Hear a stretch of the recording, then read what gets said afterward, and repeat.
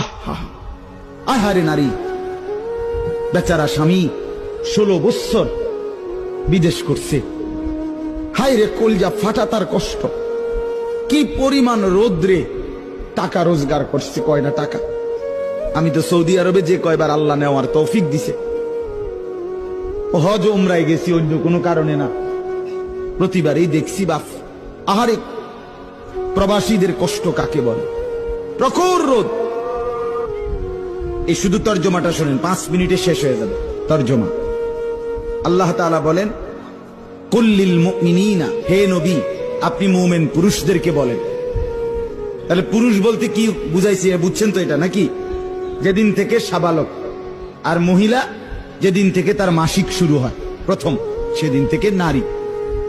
আল্লাহ বলেন, হে নবী প্রত্যেক পুরুষকে বলেন, ইয়াগুদ্দু মিন আবসারিহিম